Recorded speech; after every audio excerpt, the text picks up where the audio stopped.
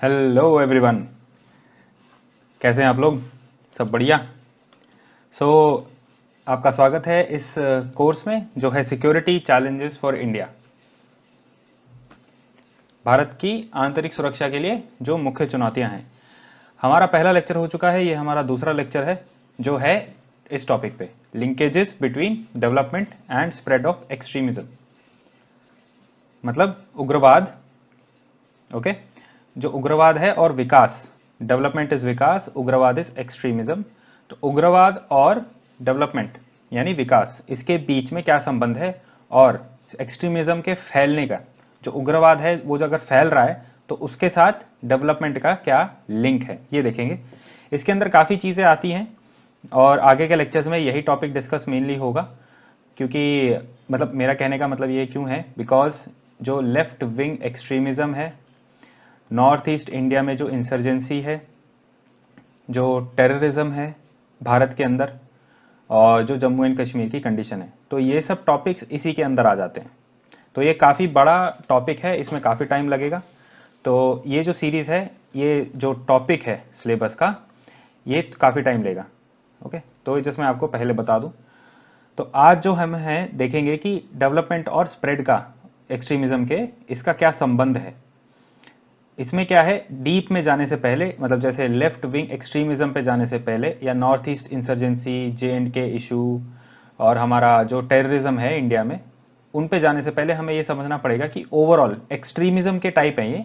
ठीक है, टेररिज्म, मास शूटिंग, ये सब जो होते हैं ये टेररिज्म या एक्सट्रीमिज्म के टाइप हैं, और ये हम डिफरेंस समझेंगे, डेफिनेशन वगैरह। ठीक है, तो ये सब इसके अंदर आता है। तो ये टॉपिक बहुत इंपॉर्टेंट होता है, इसी से आपकी फाउंडेशन बनेगी। तो पहले एक फटाफट आप रिकैप कर लीजिए कि पिछले लेक्चर में हमने डेफिनेशन समझी थी, आंतरिक सुरक्षा और बाहरी सुरक्षा क्या होती है। फिर हमने कॉन्स्टिट्यूशनल, जो संविधान है, उसने क्या बोला है इस बारे में, वो देखा। फिर हमने थ्रेट्स जो थे उनको क्लासीफाई किया। फिर हमने इसके एट्रीब्यूट्स देखे इंटरनल सिक्योरिटी के। फिर हमने देखे जो चैलेंजेस हैं। फिर हमने देखा कौन से फैक्टर, कौन से कारण हैं आंतरिक सुरक्षा के प्रॉब्लम के लिए। फिर उसके बाद हमने देखा कि हमारा जो डॉक्ट्राइन है सिक्योरिटी का, वो कैसा है, उसका अभी क्या सिचुएशन है, फिर उसमें क्या इश्यूज़ हैं और हमें क्या करना चाहिए। तो ये लेक्यूना मतलब गैप, तो क्या क्या अभी गैप हैं अभी की पॉलिसी में। फिर हमने देखा कि एक फ्रेमवर्क, फ्रेमवर्क किस चीज़ का, कि एक प्रपोज किया कि भाई आप ऐसा बना लीजिए इसको, आप मतलब जो केंद्रीय सरकार है वो। फिर हमने कीवर्ड सीखा, 2.5 फ्रंट वॉर। चलो अब आते हैं आज के सेकंड लेक्चर पे, linkages between development and spread of extremism, विकास और फैलते उग्रवाद के बीच में क्या संबंध है। तो ये फोटो आप देख सकते हो, एक तरीके से विकास है ये, और ये एक्सट्रीमिज्म है, तो इनके बीच में क्या लिंक है वो देखेंगे। पहले एक चीज़ समझ लेते हैं कि देखो, यूपीएससी की तैयारी करते हुए आपको इन दी एंड, मतलब आखिर में आपका एक पर्सपेक्टिव होना चाहिए चीज़ों को लेके। क्या होना चाहिए, एक पर्सपेक्टिव, है ना, एक आपका दृष्टिकोण होना चाहिए, आप कैसे चीज़ों को देखोगे। तो हमेशा मैं जितना हो सकेगा ट्राई करूंगा कि आपके लिए कोटेशंस लेकर आऊं, जो किसी फेमस आदमी ने कहे हो या फेमस औरत ने, बेसिकली मतलब फेमस इंसान ने कही हो। तो पहले हम स्टार्ट करते हैं उसी चीज़ से। तो यूनाइटेड नेशंस के सेक्रेटरी जनरल कोफी अनान, इन्होंने एक बार कहा था कि no one in this world can be comfortable और सेफ।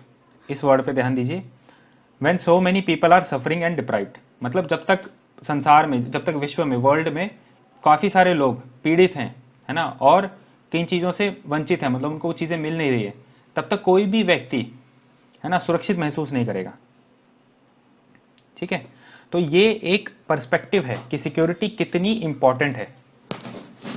तो सफरिंग जो है ना, ये सफरिंग, सफरिंग है, और जो डेप्रीवेशन है, लोगों को कुछ चीज़ें नहीं मिलती, वंचित रह जाते हैं, और ये किस लिए होती हैं, ज़्यादातर अंडर डेवलपमेंट की वजह से होती हैं। मतलब कैसे, विकास अगर नहीं होता, अंडर डेवलपमेंट, अगर विकास नहीं होता तो समाज में सफरिंग रहेगी रहेगी, और डिप्राइव्ड भी होंगे लोग, उनको वो किसी ना किसी चीज़ से वंचित होंगे ज़रूर। ओके, और ऐसा ये है भी कि हमारे देश में ऐसे बहुत सारे लोग हैं और रीजन्स हैं, लोग हैं, रीजन्स हैं, जिनके लिए मतलब फूड, शेल्टर, क्लोथिंग, क्या बोलते हैं इसको, रोटी कपड़ा और मकान, लग्जरी है उनके लिए रोज़मर्रा की चीज़ नहीं है, वो लग्जरी है। और ऐसे ही लोगों के लिए वहाँ पे उनके जहाँ वो रहते हैं उनके समाज में सड़कें नहीं हैं, पक्की सड़कें नहीं हैं, पीने का पानी ढंग से नहीं मिलता, बिजली 24 घंटे नहीं आती। तो इन सब चीज़ों से क्या होता है, एक इकोनॉमिक इनसिक्योरिटी होती है, मतलब आप वंचित रह गए किसी चीज़ से, आपको उस चीज़ की सिक्योरिटी नहीं है। जैसे फूड सिक्योरिटी होता है ना, वाटर सिक्योरिटी, कि आपको 24 घंटे पानी आ रहा है, अगर 24 घंटे भी नहीं आ रहा है तो कम से कम आपके पास टंकी है, आप पानी वहाँ रख सकते हो, फिर आपको 24 घंटे आएगा। तो वैसे ही इन चीज़ों से इकोनॉमिक इनसिक्योरिटी होती है, और इन्हीं चीज़ों से हम जैसे आज समझेंगे ये एंटी सोशल एक्टिविटीज़ होती हैं और क्राइम बढ़ता है, अपराध बढ़ता है।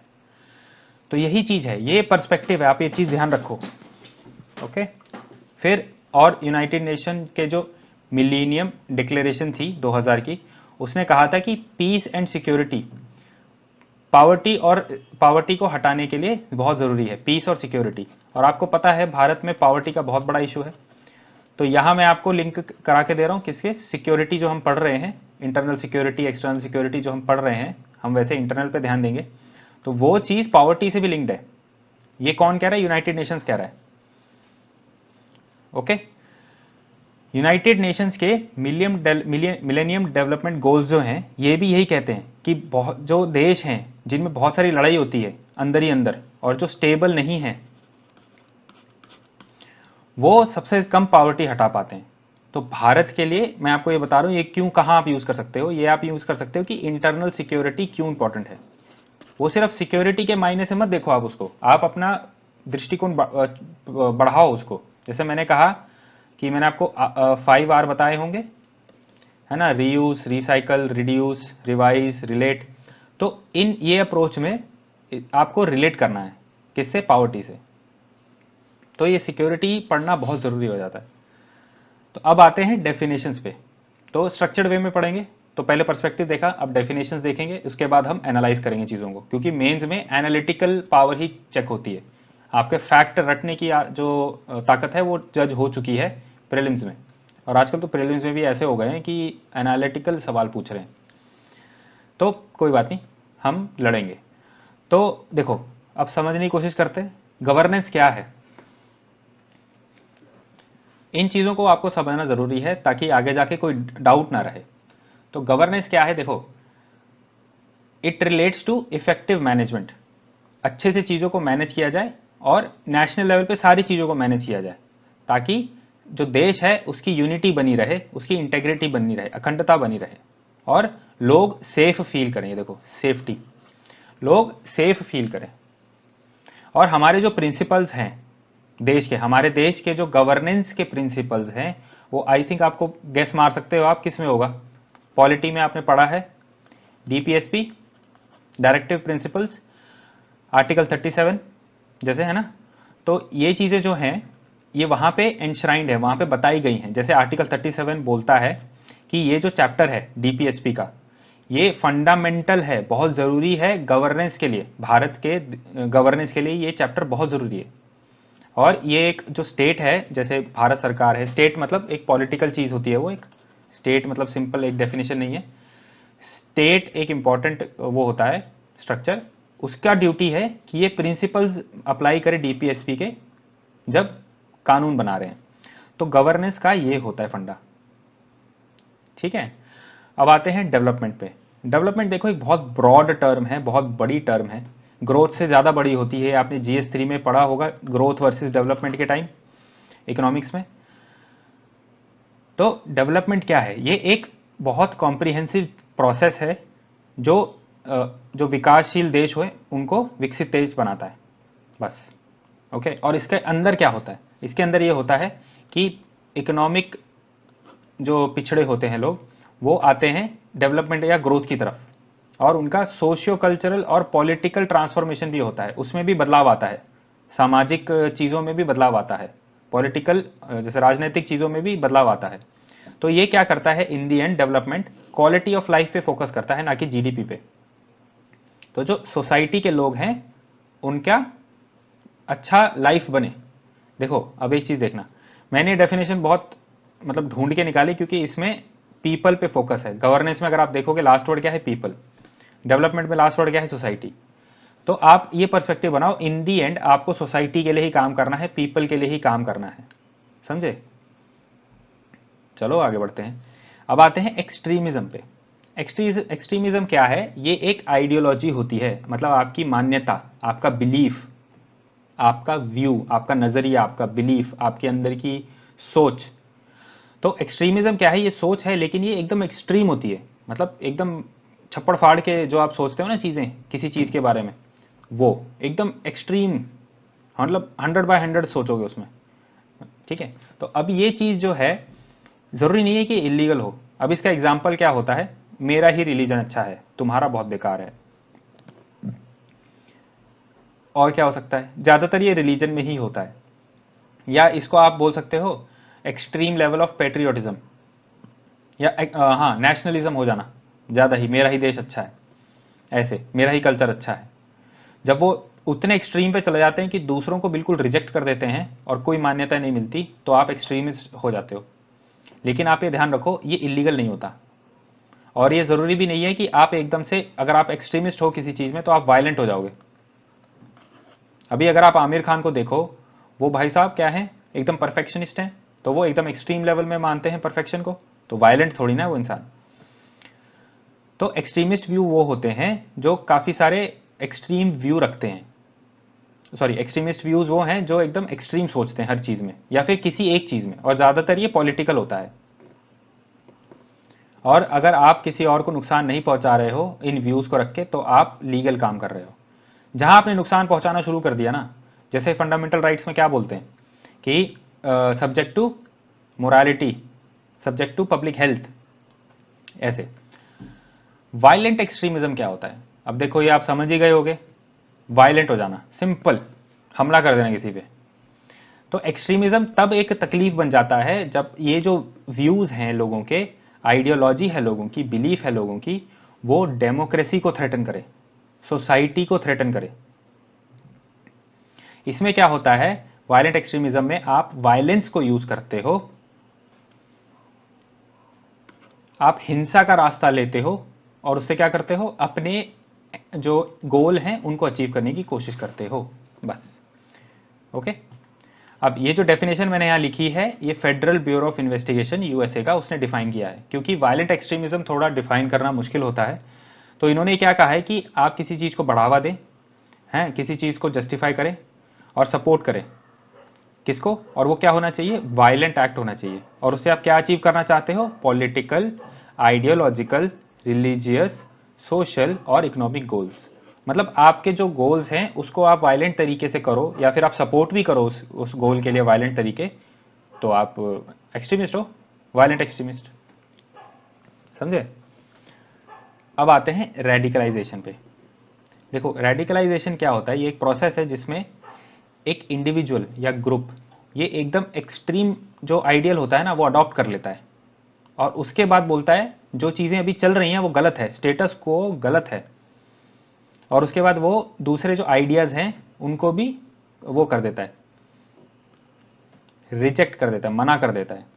और उसके बाद ये भी बोलते हैं कि आपकी कोई चॉइस नहीं है, ये गलत है, हम नहीं ऐसा होने देंगे। तो रेडिकलाइजेशन एक बंदे का जैसे ब्रेन वॉश हो जाता है ना, उसके बाद जब वो कन्वर्ट हो जाता है, वो एक तरीके से उसको रेडिकलाइज बोलते हैं, रेडिकलाइज हो गया है बंदा या बंदी।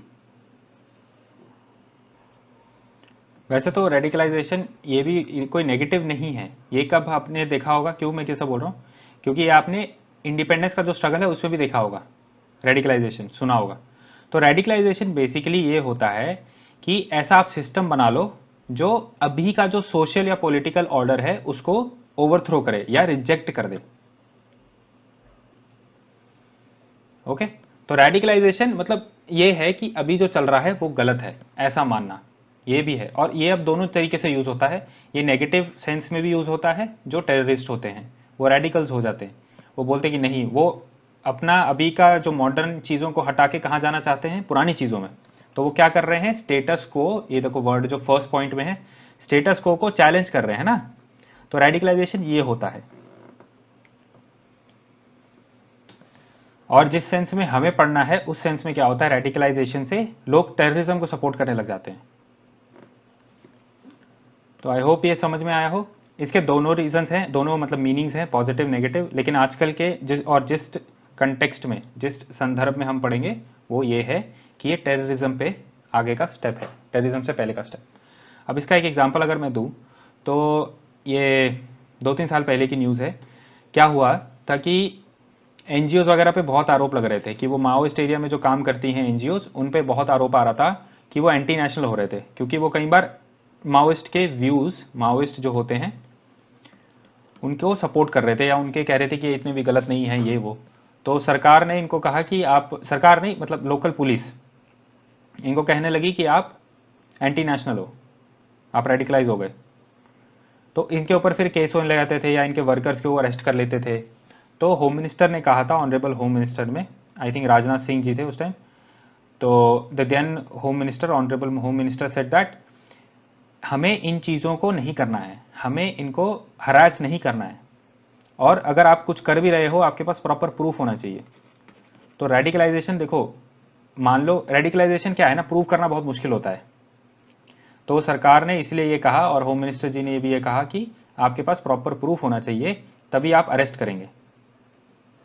तो इससे और भी इसका पॉजिटिव क्या है, देखो ये क्या हो गया कि लोग सेंसिटाइज हो गए, सेंसिटिव हो गए, कि सेंसिटिव मतलब उनकी चीज़ें समझने लगे कि आप ज़रूरी नहीं है रेडिकलाइज हो अगर उनके लिए काम कर रहे हो तो। मतलब पुलिस क्या करती थी, शक के बिना पे भी उनको गिरफ्तार कर रही है, उनको डांट रही है, मतलब उनको हैरास कर रहे हैं, है ना, डरा रहे हैं उनको कि यहाँ जाओगे तो ऐसा हो जाएगा, वहाँ जाओगे तो ऐसा कर देंगे, गिरफ्तार कर लेंगे।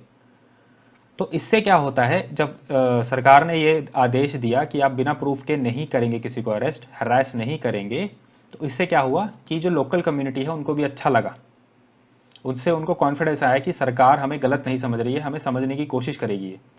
तो देखो ये एक स्टेप होता है, हमेशा आप सिर्फ डंडा मार के नहीं चीज़ें ठीक कर सकते, आपको हाथ भी आगे बढ़ाना पड़ेगा बात करने के लिए। तो देखो वायलेंट एक्सट्रीमिज्म का टाइप्स क्या होता है, टेररिज्म, रैंडम वायलेंस और मिलिटेंसी। हम टेररिज्म पढ़ेंगे, रैंडम वायलेंस इतना नहीं पढ़ेंगे बिकॉज ये बाहर ज़्यादा होता है। हमारे यहाँ जो इश्यूज़ हैं सिलेबस में हम वही पढ़ेंगे, होता तो ये भी है रैंडम वायलेंस, लेकिन जो सिलेबस में है उसी पे ध्यान रहेगा, क्योंकि अगर आप जैसे देने वाले हैं मेंस इस साल 2020 का, तो हमें बहुत प्रिसाइस वे में, जितना वाइड वे में कवर कर सकते हैं वो करेंगे। मिलिटेंसी ये हम पढ़ेंगे, लेफ्ट विंग एक्सट्रीमिज्म पढ़ेंगे, है ना, मुजाहिदीन एंड ऑल दैट। तो ये देखो यहाँ से आता है, सिर्फ एक्सट्रीमिज्म अगर आप हो, एक्सट्रीमिस्ट हो, अगर आप ऐसी थिंकिंग रखते हो तो आप गलत नहीं हो, लेकिन अगर आप उसका एक्शन ले रहे हो, देखो वायलेंट हो रहे हो, तो गलत है भाई। तो अगर अब आपको समझ में आया होगा कि एक्सट्रीमिस्ट जो होते हैं वो टेररिस्ट नहीं होते हैं, और कई टेररिस्ट तो एक्सट्रीमिस्ट भी नहीं होते हैं, पता है, वो लोग की बस लेकिन धारणा ये होती है।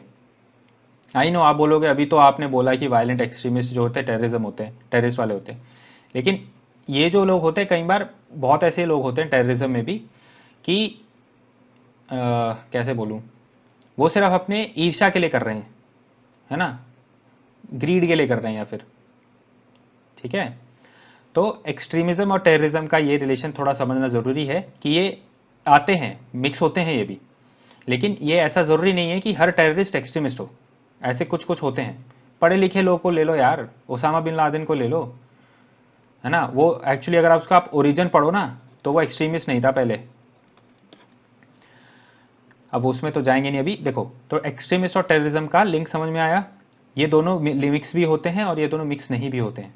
तो एक्सट्रीमिज्म, लेकिन most of the time 99% extremism जो है, मान लो चलो ओसामा नहीं था एक्सट्रीमिस्ट, लेकिन उसके मेंबर जो थे ना अलकायदा के वो तो हैं ही, तो 99% दे आर लिंक्ड। बट मेरा काम ये भी है आपको बताना कि दूसरा पहलू सिक्के का। तो देखो अब एक इनका रिलेशन समझ लो, एक्सट्रीमिज्म जो है टेररिज्म से पहले वो चीज़ होती है, मतलब अगर आपकी आइडियोलॉजी उतनी स्ट्रांग नहीं है तो आप टेररिज्म नहीं करोगे।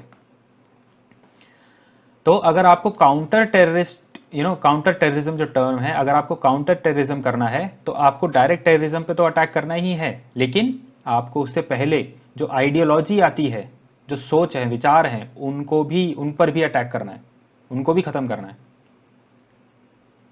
तो एक्सट्रीमिज्म जो है टेररिज्म से पहले स्टेप होता है, तो काउंटर टेररिज्म करने के लिए आपको एक्सट्रीमिज्म को काउंटर करना पड़ेगा पहले, समझे? जड़ कहाँ से आ रही है? आइडियोलॉजी से। तो ये आप समझो, ये रिलेशन समझ में आ गया ना आपको, तो आगे पढ़ने में बहुत आसानी होगी, क्योंकि ये टर्म्स ही नहीं समझ में आती आधे लोगों को, तभी यूपीएससी के टाइम पे कंफ्यूजन होता है ना। अगर वो ऐसे कोई कंसेप्ट पूछ लेंगे, एनालिसिस पूछ लेंगे, कैसे करोगे जब तक टर्म्स ही नहीं पता। ऑल राइट, तो चलो अब इस पे आते हैं। नेक्स्ट लेक्चर का पार्ट है, ये टॉपिक है हमारा डेवलपमेंट समझना है, क्योंकि linkage is between development and extremism. तो विकास क्या है, उसके मुख्य कंपोनेंट्स क्या हैं, वो देखेंगे अब। देखो पहले तो मैं आपको ये बता देता हूँ क्यों पढ़ना है इसको। GS3 के एंगल से नहीं पढ़ेंगे, इकोनॉमी के एंगल से नहीं पढ़ेंगे। मैं GS3 क्यों बोल रहा हूँ, ये भी तो GS3 का पार्ट है ना तो इकोनॉमी के एंगल से नहीं पढ़ेंगे। देखो पॉलिसी जो है सरकार की, बहुत मतलब दुनिया भर में बोलते हैं कि इंक्लूसिव डेवलपमेंट करेंगे, सबको मिला के चलेंगे, लेकिन ऐसा होता नहीं है, और हर बार सरकार की भी गलती नहीं होती। तो ऐसा कोई ना कोई ग्रुप रह ही जाता है देश में, कोई भी देश हो, है ना, जो ऐसा सोचता है कि सरकार ने हम पे तो ध्यान ही नहीं दिया। तो ये चीज़ ना परसेप्शन है कि सरकार ध्यान नहीं दे रही, काफ़ी टाइम तो परसेप्शन है और काफ़ी टाइम रियलिटी भी है, दोनों है, और ज़्यादातर रियलिटी भी है, क्योंकि हर बार प्लानिंग अच्छे से नहीं होती। और सीधी सी बात अगर मैं आपको बोलूँ कि हर किसी को आप सेटिस्फाई भी नहीं कर सकते। देश इतना बड़ा है हमारा, डाइवर्सिटी इतनी ज़्यादा है, इसीलिए हमको वो बोलते हैं ना, वन साइज फिट ऑल, ये वाले सोल्यूशन नहीं चाहिए। हमको चाहिए रीजन वाइज सोल्यूशंस, देश में रीजन वाइज सोल्यूशन चाहिए, हमें स्टेट वाइज सोल्यूशन चाहिए, स्टेट के साथ मिलकर काम करना पड़ेगा। फेडरलिज्म को रखना है बचा के, कोई बात नहीं, लेकिन कोऑपरेटिव फेडरलिज्म रखो, वो उससे लिंक करो। आप पॉलिटी से देखो कैसे लिंक हो गया ना, सिक्योरिटी ऐसे ही लिंक्ड है। तो ये चीज़ है, इसको ध्यान में रखना है। तो ये चीज़ें जब होती हैं, जब हमारा डेवलपमेंट अच्छे से नहीं होता और जब करप्शन रहती है, ठीक है, तो जब ऐसा देखो, पहले तो कई लोग को ज़रूर फील होगा, बहुत लोग ऐसे हैं, हर किसी को कंप्लेंट रहती है देश में कि सरकार ने हमारे लिए कुछ नहीं किया। कोई मिडिल क्लास वाला बोलेगा नहीं किया, रिच वाला बोलेगा नहीं किया, गरीब बोलेगा नहीं किया, फिर ये तो क्लास हो गई, फिर कास्ट के हिसाब से भी लोग बोलते हैं हमारे लिए नहीं हुआ, ये नहीं हुआ। तो कोई ना कोई खुश नहीं रहता है। तो ये जब चीज़ होती है, ये जो परसेप्शन है, उसके बाद फिर हम देखते हैं कि सरकार जो है, जो गवर्नेंस है, जो शासन है, वो करप्ट है, भ्रष्टाचार इतना ज़्यादा है। उसके बाद इनएफिशिएंसी भी बहुत ज़्यादा है जो स्कीम्स हैं गवर्नमेंट की। हाँ एक चीज़ याद रखना, कभी भी आप स्कीम को क्रिटिसाइज़ करो ना, या सरकार के कोई भी कानून को क्रिटिसाइज़ करो, आप हमेशा बोलो इनएफिशिएंट, ये मत बोलो गलत है। Don't use any other word, समझ में आई? हमेशा आप यूज़ करिए इनएफिशिएंसी को, अप्रभावी, ठीक है, वो इनएफिशिएंट है। फिर तो देखो परसेप्शन हो गया, करप्शन एक तो है, इनएफिशिएंसी भी बहुत ज़्यादा है। इससे क्या हो जाता है, ये एक बहुत अच्छा कॉज है, कारण है, एक बहुत अच्छा फर्टाइल ग्राउंड है, किसके लिए? एक्सट्रीमिज्म के लिए, मिलिटेंसी के लिए, ठीक है। तो ये इतना सब मैं इसलिए बता रहा हूँ कि डेवलपमेंट जब नहीं होती, करप्शन जब होता है, इनएफिशिएंसी है, फिर उसके बाद जब आप हर किसी के लिए, हर किसी पे फोकस नहीं करते हो, तो ये सब क्या होता है, एक अच्छा कॉज दे देता है, किसके लिए? एक्सट्रीमिज्म के लिए और मिलिटेंसी के लिए। देखो मिलिटेंसी यहाँ पढ़ा था हमने, है ना, ठीक है। तो इस वजह से लोग वायलेंस भी करने लग जाते हैं। चलो तो अब आते हैं कंपोनेंट, कौन से कंपोनेंट हैं। तो कहीं पे भी आप देखो एनालिसिस करोगे तो सोशियो इकोनॉमिक पॉलिटिकल तो घुसेड़ ही दो वहाँ पे ठीक है, हर बार आ जाता है, ये हर चीज़ में आ जाएगा। तो सोशियो इकोनॉमिक और पॉलिटिकल, पहला है इकोनॉमिक डेवलपमेंट। हम क्या पढ़ रहे हैं, फिर से सुन लो, कंपोनेंट्स ऑफ डेवलपमेंट। डेवलपमेंट के कंपोनेंट क्या हैं? इकोनॉमिक डेवलपमेंट, इसका मतलब एम्प्लॉयमेंट अच्छी हो, पर कैपिटा इनकम इंक्रीज हो या अच्छी हो, होती रहे चीज़। इंडस्ट्रियल डेवलपमेंट हो, उसके बाद एग्रीकल्चर में शेयर कम हो, एग्रीकल्चर में टेक्नोलॉजी आए, है ना। तो ये सब चीज़ें हैं। फिर उसके बाद सोशल डेवलपमेंट क्या होता है? सोशल डेवलपमेंट पहले तो जेंडर पर्सपेक्टिव देखते हैं, जेंडर में औरतों का empowerment, women empowerment, equality, empowerment हो गया, इक्वालिटी हो गया। फिर उसके बाद दूसरे जेंडर्स जो होते हैं LGBTQ, तो प्लूरलिस्ट सोसाइटी, डाइवर्सिटी जो है उसके लिए रिस्पेक्ट, ये GS1 का पार्ट है ना सोसाइटी का, डाइवर्सिटी, उसके लिए रिस्पेक्ट। फिर सोशल में और आ जाता है एजुकेशन, हेल्थ और सोशल सिक्योरिटी। जब सिक्योरिटी पढ़ रहे हैं तो सोशल सिक्योरिटी क्यों नहीं, तो सोशल सिक्योरिटी ये सोशल डेवलपमेंट का पार्ट है। तो ये सब डेवलपमेंट हो देश में। पॉलिटिकल डेवलपमेंट देश की और नागरिकों की क्या होगी, डेमोक्रेसी को मेंटेन रखना, लोगों के जो राइट्स हैं, हक हैं, पॉलिटिकल हक जो होते हैं ना, राजनीतिक हक है ना, वो बना रहे। डेमोक्रेसी मतलब आई थिंक प्रजातंत्र बोलते हैं, तो प्रजातंत्र बनी रहे। और नागरिक की जो स्वतंत्रता है, जो सिविल लिबर्टीज़ बोलते हैं जिसको, वो बनी रहे। समझ में आ रही है? तो ये सब डेवलपमेंट होना चाहिए। चलो नेक्स्ट पे आते हैं, ह्यूमन, मानव, ह्यूमन का डेवलपमेंट। इसमें क्या हो सकता है, अगेन वही, ये आपने अगर NCERT पढ़ी हो ना, तो ह्यूमन कैपिटल में क्या क्या होता है, उसको हेल्थ ज़रूरी है, उसकी, उसका एजुकेशन स्किल ज़रूरी है, और क्या, ह्यूमन राइट्स है कि नहीं, उसको उसके हक मिलने चाहिए कि नहीं, फिर उसके साथ डिग्निटी होनी चाहिए कि नहीं, सेल्फ एस्टीम होना चाहिए कि नहीं, है ना, उसकी जो गरिमा होती है इंसान की। जैसे आप इसको कंपेयर कर सकते हो मैनुअल स्कैवेंजिंग से, राइट, उसमें इंसान का कितना कॉन्फिडेंस गिरता है, वो बेचारा क्या सोचता होगा, हम सोच भी नहीं सकते, है ना, क्या बीतती होगी उस पर। फिर आते हैं इंफ्रास्ट्रक्चर, इसकी डेवलपमेंट या इसका जो डेवलपमेंट है वो कैसे होता है, हम देखते हैं ट्रांसपोर्टेशन इंफ्रास्ट्रक्चर में, राइट, ट्रांसपोर्टेशन कितने सारे, लैंड एयर वाटर। उसके बाद communication, telephone connectivity, cyber, broadband and so on. फिर आओ सस्टेनेबल डेवलपमेंट पे। ये मैं फटाफट क्यों बता रहा हूँ, क्योंकि ये ऑलरेडी पढ़ा होता है डेवलपमेंट, आई थिंक आपने पढ़ा है पहले, तो बस उनको रिलेट करना है यहाँ पे। सस्टेनेबल डेवलपमेंट है ना, इसका मतलब क्या है, सस्टेनेबल डेवलपमेंट किस में होता है, इन्वायरमेंट में, तो वहाँ पे इन्वायरमेंट की सेफ्टी, इकोलॉजी की सेफ्टी, है ना, इकोलॉजी सेफ्टी, इन्वायरमेंट प्रोटेक्शन। फिर और क्या होता है, क्लाइमेट चेंज, बायोडाइवर्सिटी, उसकी प्रोटेक्शन। फिर आता है एडमिनिस्ट्रेटिव, आखिरी में, एडमिनिस्ट्रेटिव मतलब हमारा प्रशासन। तो इसके अंदर क्या आता है, एथिक्स में आपने पढ़ा होगा गुड गवर्नेंस, वो आता है। उसमें और क्या पढ़ा है आपने, क्वालिटी ऑफ सर्विस डिलीवरी, इसका पार्ट होता है टाइम पे दी जाए, तो time bound delivery of service. फिर लोगों का, अभी एक और चीज़ होती है GS 2 GS 4 में हम पढ़ते हैं गवर्नेंस में, सोशल ऑडिट, मतलब लोगों का पार्टिसिपेशन हो, है ना। उसके बाद RTI हो गया, ट्रांसपेरेंसी आए, अकाउंटेबिलिटी, ऐसे। तो अब क्या होता है, अब इशू क्या होता है, इससे पढ़ने से आपको क्या चीज़ में समझना चाहिए, देखो समझना ये चाहिए कि जब इन चीज़ों के बीच में इम्बैलेंस होता है, असंतुलन आता है, इम्बैलेंस जब होता है इन कंपोनेंट्स के बीच में, इससे प्रॉब्लम आती है, इनसे प्रॉब्लम बनती है, और उन प्रॉब्लम्स में से बहुत बार एक्सट्रीमिज्म पैदा होता है। जैसे कि मैं आपको बताऊं, ट्राइबल एरिया, जनजातियों के एरिया में अगर डेवलपमेंट आप अगर सोचोगे, तो वहाँ पे ज़्यादातर माइंस वगैरह ही डेवलप होती हैं, या रेल पटरी, लेकिन और रोड्स, मतलब वो बेसिकली इंफ्रास्ट्रक्चर पे जाएंगे, वो लोग सोशल इंफ्रास्ट्रक्चर पे नहीं जाते। जो ये होता है वहाँ पे, इस पे फोकस नहीं होगा कि वहाँ स्कूल बना दिया जाए, ठीक है, वहाँ पे हॉस्पिटल बना दिया जाए। तो इससे क्या होता है, जो ट्राइबल्स होते हैं वो सोचते हैं कि ये तो हमारा सिर्फ खून चूस के जा रहे हैं, sorry for being so blunt, तो वो सोचते हैं कि हमारे सिर्फ जो रिसोर्सेज है वो लेके जा रहे हैं, हमें कुछ दे ही नहीं रहे हैं। तो इससे उनको गुस्सा भी आता है, और वो अपने आप को एक तरह से ये भी फील करते हैं कि मतलब निगलेक्ट, तो इससे गुस्सा आता है उनको, ऑब्वियसली आएगा ही, और इसीलिए तो नक्सलिज्म इतना वहाँ पनपता है। समझ में आ रही है? तो ऐसे लिंक करना है। तो ये हो गया डेवलपमेंट के फैक्टर्स या कंपोनेंट्स। अब हम देखते हैं कि ये एक्सट्रीमिज्म से कैसे रिलेटेड है।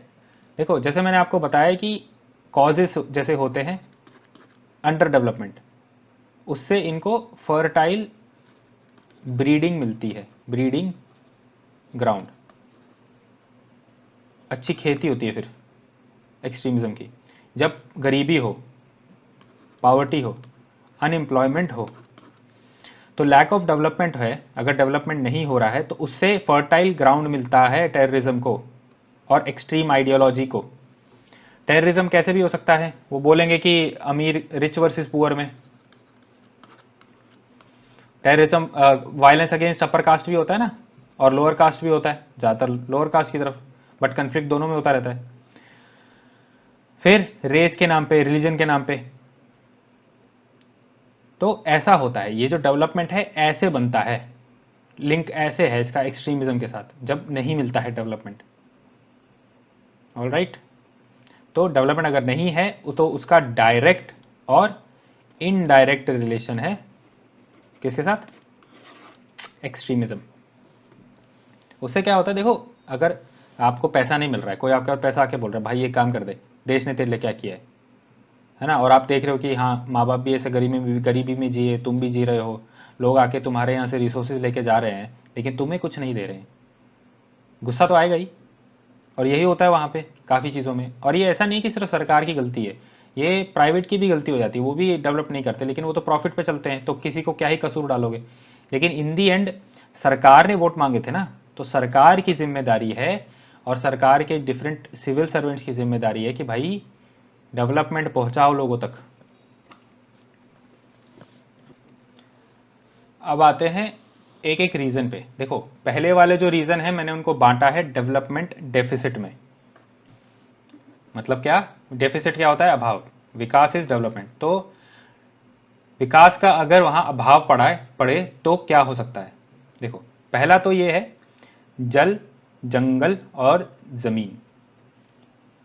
इसमें ये है कि देखो ट्राइबल्स बहुत अपने आप को दूर अकेला फील करते हैं, क्योंकि अगर एक ही डेवलपमेंट का मॉडल अगर आप फोकस पे रहो, मतलब फॉलो करो और उनसे मत पूछो कि उनको क्या चाहिए, और आप वही करते रहो, जैसे मैंने आपको बताया वो सिर्फ इंफ्रा पे फोकस कर रहे हैं, सोशल डेवलपमेंट पे फोकस नहीं कर रहे हैं। इसलिए मैंने आपको पहले बताया कि डेवलपमेंट किस प्रकार की होती हैं, टाइप्स उसके, है ना। तो अगर ऐसे आप उन पर जोर डालते रहोगे, इम्पोज करते रहोगे चीज़, जो मॉडर्न मॉडल जिसको कह सकते हो आप, अगर ऐसे उनके ऊपर ठोसते रहोगे तो वो ऑब्वियसली गुस्सा करेंगे। और इसी के रीज़न से जो मध्य भारत है, सेंट्रल इंडिया में नक्सलियों को सपोर्ट क्यों मिल रहा है, इसीलिए मिल रहा है ट्राइबल्स का सपोर्ट, कि हम उन जो मॉडर्न इंफ्रास्ट्रक्चर जो है वो उन पर थोप रहे हैं लेकिन उनको फ़ायदा नहीं हो रहा। पता है क्यों, क्योंकि देखो ट्राइबल्स क्या है, वो पहले आराम से जिए हैं नेचर के साथ मिलके, है ना। लेकिन अभी मॉडर्न जो लॉज आए हैं, जो एक्ट, जो कानून आते हैं, एक पिछले 100-150 साल में उन्होंने वो चेहरा बदल दिया है, वो रहने का तरीका बदल दिया है। मतलब वो जो 1000-2000 साल से जैसा रह रहे हैं, वो चीज़ पिछले 100-150 साल में चेंज हो रही है। उसका सबसे बड़ा एग्जाम्पल है फॉरेस्ट कंजर्वेशन एक्ट 1980 का। उसमें क्या है कि इस एक्ट के मुताबिक जो उनके राइट्स हैं, जो ट्रेडिशनल राइट्स होते हैं, तो उनके जो परंपरागत अधिकार हैं, ट्रेडिशनल राइट्स, तो वो उनसे छूट रहे हैं धीरे धीरे। जैसे कि फॉरेस्ट से चीज़ें बनाकर बेचना, ये हक उनसे ले लिया जा रहा है, काफ़ी चीज़ों में ले ही लिया है। तो इससे क्या है कि उनके जो जीने का तरीका है वो उनसे छीन लिया गया है, और उनको ऊपर से इंफ्रास्ट्रक्चर नहीं दे रहे हैं, जैसे मैंने आपको बताया सोशल इंफ्रास्ट्रक्चर, सोशल डेवलपमेंट नहीं दे रहे हैं, उनको सिर्फ नॉर्मल इंफ्रा मिल रहा है, सड़कें वगैरह ये सब वो सब, लेकिन हॉस्पिटल नहीं मिल रहा है, स्कूल नहीं मिल रहा है, तो बच्चों को पढ़ाएं कैसे, नौकरियां कैसे बच्चे करेंगे। तो ये सब नहीं मिल रहा है, उससे वहाँ पॉवर्टी फैल रही है। कि आप सोचो ना कि जिस चीज़ से वो कमाते थे अब वही नहीं कमा पा रहे हैं, फिर उनको और अल्टरनेटिव नहीं मिल रहा है और कुछ और, तो वो क्या करेंगे बेचारे। तो इसीलिए वहाँ पे जाके ये चीज़ें पनपती हैं। तो उनके लिए क्या करना चाहिए, देखो उनको उनका फेयर शेयर देना चाहिए, फेयर शेयर, जो उनका हक बनता है वो देना चाहिए। तो यही है कि फ्रूट्स ऑफ डेवलपमेंट उनको पहुंच नहीं रहे हैं, और इस वजह से वो लेफ्ट विंग एक्सट्रीमिज्म का शिकार होते रहते हैं। ठीक है, तो बहुत सारे फैक्टर्स हैं। देखो गवर्नेंस पुअर है क्योंकि वहाँ पे सोशल डेवलपमेंट नहीं हो रहा है ना। पॉलिटिकल डेवलपमेंट भी नहीं है, मतलब उनको वोटिंग राइट्स वगैरह ज़्यादा है नहीं, करने भी नहीं देते हैं, नक्सल करने भी नहीं देते हैं, तो इसीलिए वहाँ पे नक्सलिज्म इतना फैल रहा है। नेक्स्ट आते हैं इकोनॉमिक पे, आर्थिक इश्यूज जो हैं। तो देखो इसमें मैंने आपको पहले एक्सप्लेन किया है, गरीबी, बेरोजगारी, अनएम्प्लॉयमेंट, इन चीज़ों से, और एजुकेशन भी नहीं मिलती कई बार। जैसे मैंने भी आपको बताया, स्कूल नहीं मिलते हैं, गरीबी की वजह से कौन बच्चे को पढ़ा पाएगा। तो इससे भी एक्सट्रीमिज़म पनपता है। ठीक है, क्यों? क्योंकि देखो, अगर आपके पास गरीबी है, अनएम्प्लॉयमेंट है, एजुकेशन नहीं है, तो आप होपलेस फील करोगे, है ना, डिप्रेस फील कर सकते हो, नेगेटिव थॉट्स आएंगे। तो इससे क्या होता है कि जब इकोनॉमिकली आप, मतलब आपके पास डेवलपमेंट नहीं है, तो आपके पास कमाई के भी रास्ते नहीं होंगे, तो आप कमाओगे कहाँ से? तो फिर वहाँ से ये लोग आपको पैसा, मतलब देने की, आपको नहीं, मतलब उन लोगों को पैसा दे के एक्सट्रीमिज़म रुझाने की कोशिश करता है कि आप यहाँ आ जाओ, आपको एम्प्लॉयमेंट दे देंगे, सरकार ने तो नहीं दी, हम दे देंगे। तो इसीलिए अनएम्प्लॉयमेंट की वजह से यूथ जो है, जो जवान लड़के लड़कियां हैं, वो एक्सट्रीमिस्ट आइडियाज़ के पीछे अट्रैक्ट हो जाते हैं। तो इसीलिए इशू क्या है, अफगानिस्तान हो गया, येमन हो गया, सोमालिया हो गया, पाकिस्तान, ये सब क्यों क्यों अट्रैक्ट हो गए इन चीज़ों पे? क्यों यहाँ इतना एक्सट्रीमिज़म हो जाता है? क्योंकि वहाँ एक तो पहले पुअर भी हैं लोग, सबसे ज़्यादा तो पॉवर्टी है, करप्शन भी है, तो बहुत सारा मिक्सचर है, उसमें से एक फैक्टर है इकोनॉमिक इश्यूज़। इसीलिए अगर आप देखते होंगे, जो इंडिविजुअल्स होते हैं जिनका इनकम थोड़ा ज़्यादा होता है, वो ये सब एक्टिविटीज़ में नहीं जाते, टेररिज्म में तो बिल्कुल नहीं जाते, बहुत कम जाते हैं। लेकिन आप उस पर देखो ना, एवरेज कहाँ पे ज़्यादा आ रही है। एक्सेप्शन तो हर जगह होते हैं रूल्स के, लेकिन आप ये देखो कि नॉर्मल चीज़ में क्या हो रहा है कि नहीं? तो बहुत ज़्यादा बेरोज़गारी हो जाए तो, और अमीर गरीब के बीच में भी जब वो बढ़ जाए गैप, तो जो गरीब हैं वो एक, जैसे क्या बोल सकते हैं उसको, प्रभावित हो जाते हैं एक्सट्रीमिज़म से। ठीक है, चलो सोशल इश्यूज़ पे आते हैं, सामाजिक इश्यूज़। तो देखो, ये होता है कि बहुत ज़्यादा अगर समाज में दरार हो, लोग एक्सक्लूजन आए, बहिष्कार आए लोगों का, तो उससे क्या होता है, ये लोग भी फिर वो करने लग जाते हैं, एक्सट्रीमिज़म की तरफ अट्रैक्ट हो जाते हैं। क्योंकि जैसे मैंने आपको बताया कि अमीर और गरीब के बीच में जब ज़्यादा डिफरेंस आ जाता है, तो लोग ये सोचते हैं कि मतलब हम तो यहीं फंस गए, अब तो गरीब ही रह गए, इकोनॉमी से तो हम अमीर होने से रहे, उससे तो पैसा आने से रहा, तो अब एक्सट्रीमिज़म से ही पैसा आएगा, उसी से हम अपना स्टेटस बढ़ाएंगे। ये होता है, बस अट्रैक्ट हो जाते हैं। तो नॉर्थ ईस्ट इंडिया में बहुत सारे ट्राइबल जो हैं, वो एक्सट्रीमिज़म का सपोर्ट इसलिए करते हैं क्योंकि उनका जो कल्चर है ना, वो डेवलपमेंट की वजह से थ्रेटन हो रहा है, या अंडर डेवलपमेंट की वजह से थ्रेटन हो रहा है, या फिर सिलेक्टिव डेवलपमेंट की वजह से सिर्फ इंफ्रास्ट्रक्चर डेवलप हो रहा है और कुछ नहीं हो रहा। यार आप ही सोचो, सबको चाहिए अच्छा खाना पीना, वो नहीं मिलेगा तो क्यों नहीं करेंगे? बात यही है ना कि वो नहीं मिल रहा है। फिर आते हैं पॉलिटिकल, राजनीतिक इश्यूज पे। ये भी इनडायरेक्ट है, ओ सॉरी, ये क्या है, सपोर्टिंग फैक्टर्स हैं। हाँ, तो पहले अभी कैसा था, ये डायरेक्ट कॉज थे, ये जो तीन थे ना, ये डायरेक्ट कॉज है। अब जब हम जिस पे आ रहे हैं, ये इनडायरेक्ट है, मतलब ये सपोर्ट करते हैं, इनसे भी चीज़ें होती हैं, लेकिन ये डायरेक्ट एक्सट्रीमिज़म का फैक्टर्स नहीं है। तो पॉलिटिकल इश्यूज भी बहुत ज़्यादा होते हैं। देखिए, जैसे जहाँ पे अगर डेमोक्रेसी नहीं है, लोगों की सुनी नहीं जाती, तो वो क्या करेंगे, वो अपनी सुनवाने के लिए कहीं ना दूसरा रास्ता निकालेंगे। नागरिक को अगर स्वतंत्रता नहीं है, राजनीतिक अधिकार नहीं है, और उसके ऊपर से कानून बहुत कड़े लगा देते हो आप उसके ऊपर, तो फिर क्या करेगा वो कहीं ना कहीं तो अपना फ्रस्ट्रेशन निकालेगा ही। तो सिविल लिबर्टीज़ क्या होती हैं, मतलब जैसे मैंने अभी आपको बताया कि इंसान की जो स्वतंत्रता है वो क्या होता है, जैसे फ्रीडम ऑफ एक्सप्रेशन, फ्रीडम क्या ही लिखें, इतना लिखूंगा तो बहुत टाइम हो जाएगा। तो फ्रीडम ऑफ एक्सप्रेशन होता है, एसोसिएशन, फंडामेंटल राइट्स है ना, फिर प्रेस की फ्रीडम, जो मीडिया है, फिर बेसिकली सारे जो फंडामेंटल राइट्स है मेन वही। तो जब इसके ऊपर आप रोक लगा दोगे तो इश्यूज तो आएंगे ही। फिर पॉलिटिकल राइट्स क्या होते हैं, राजनीतिक अधिकार क्या होते हैं, जैसे फ्री एंड फेयर इलेक्शंस कराना, है ना, बैलेट चोरी ना हो इसलिए ईवीएम्स लाए गए। फिर इसके जब इलेक्शंस अच्छे होते हैं, लोग वोट करते हैं, तो लोग क्या होते हैं, पार्टिसिपेट करते हैं गवर्नेंस में, तो इससे भी उनका कॉन्फिडेंस बढ़ता है सरकार की तरफ। लेकिन जब ये चीज़ें नहीं होती अंडर डेवलप्ड एरियाज़ में, तब वहाँ पे एक्सट्रीमिस्ट वाले अट्रैक्ट कर लेते हैं लोगों को। और ये कोई 1-2 साल की बात नहीं होती, ये 5-10 साल, 20 साल, 25 साल जब चीज़ें चलती हैं, तब जाके इंसान फ्रस्ट्रेट होता है। ऐसे तो 5 साल में ही फ्रस्ट्रेट हो जाता है, जो भी जिसको होना हो। अब फिर आते हैं गवर्नेंस डेफिसिट पे। जो शासन है वो है ही नहीं, कम है वहाँ पे। या फिर देखो, गुड गवर्नेंस बहुत ज़रूरी है क्योंकि उससे सस्टेनेबल डेवलपमेंट आता है, सब लोगों का विकास होता है।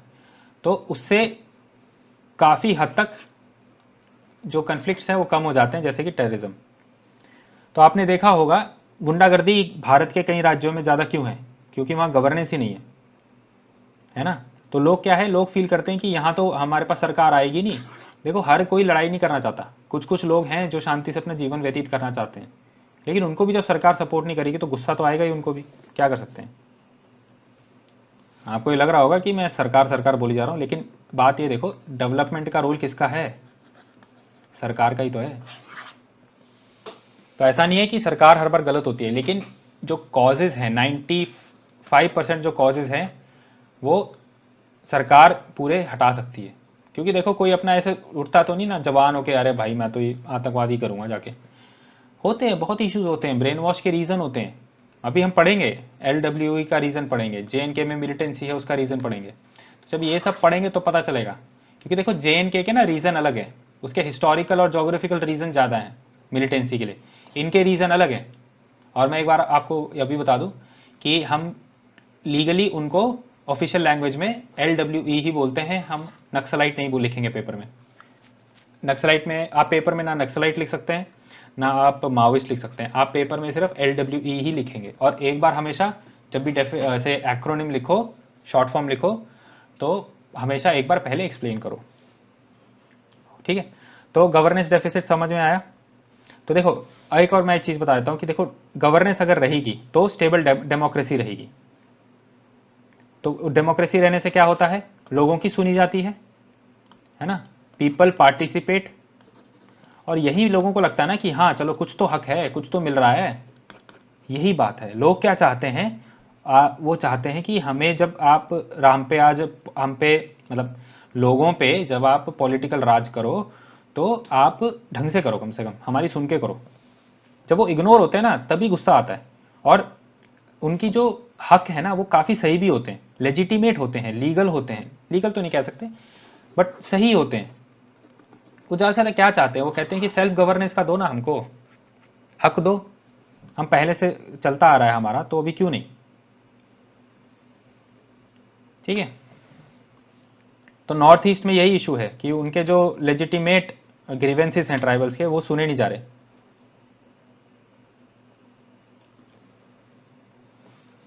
और नॉर्थ ईस्ट क्या, दंडकर्ण्या जो रीजन है, दंडकर्ण्या, वहाँ पे भी यही है, वो एक जंगल का रीजन जो है, तो वहाँ पे भी यही रीज़न है।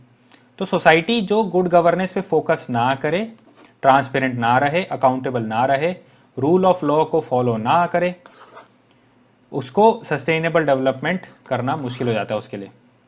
और इसी की वजह से कन्फ्लिक्ट होते हैं सरकार के बीच में और नागरिक के बीच में।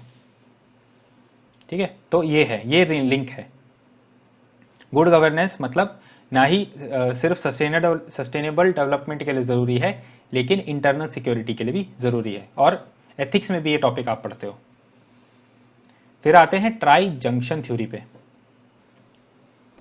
देखो, इसके मुताबिक क्या है, जो एरियाज़ हैं ट्राई जंक्शन ऑफ बॉर्डर पे, मतलब जहाँ पे 3 राज्यों की सीमाएं मिलती हैं वहाँ पे शासन नहीं हो पाता है, उसके अलग इश्यूज हैं। बट हमें ये कीवर्ड है ट्राई जंक्शन थ्योरी, ये एक कीवर्ड है, ठीक है। तो जहाँ 3 राज्य मिल जाते हैं तो वहाँ पे कई बार सीमाओं का जब संगम होता है तो वहाँ शासन का अभाव रहता है, वहाँ गवर्नेंस हो नहीं पाती। क्योंकि एक तो बॉर्डर एरिया में यही होता है, वो एक दूसरे पर डालते रहते हैं, बस वो लोग फिर उसका फ़ायदा उठा जाते हैं जो क्रिमिनल्स होते हैं। तो इसमें क्या होता है, जो ट्रांसपोर्ट होता है, यातायात आप बोल सकते हो या कम्युनिकेशन बोल सकते हो, और जो दूसरा इंफ्रास्ट्रक्चर होता है जैसे रोड, उसके बाद हॉस्पिटल्स, उसके बाद स्कूल, ये सब नहीं होता है। इसका फ़ायदा उठाते हैं कौन, उग्रवादी, एक्सट्रीमिस्ट लोग, माओइस्ट लोग। हम वैसे अपने कम्युनिकेशन में माओइज़्म या एक यूज़ करेंगे, और बट हाँ, please remember this, left wing extremism ही आप पेपर में लिख के आएंगे। तो ट्राई जंक्शन थ्योरी ये कहती है कि जहाँ पे 3 स्टेट का मिलन होता है, सीमाओं का संगम होता है, वहाँ पे गवर्नेंस का अभाव रहता है, जैसे दंडकर्ण्या का रीजन। इसका मैं आपको दिखाऊंगा फोटो। ये रीजन, ठीक है। तो यहाँ पे क्या है, देखो सीमा मिल रही है 1 2 3, फिर 1 2 3 जो भी है मतलब। तो ये रीजन में जब इतनी सारी सीमाएं मिलती हैं, है ना, तो यहाँ पे थोड़ा गवर्नेंस नहीं रहता है। इसकी वजह से ये इश्यूज आते हैं, इसकी वजह से यहाँ पे ये लोग इस चीज़ का फ़ायदा उठाते हैं। और देखो एक और रीजन, कर्नाटका, केरला, तमिलनाडु।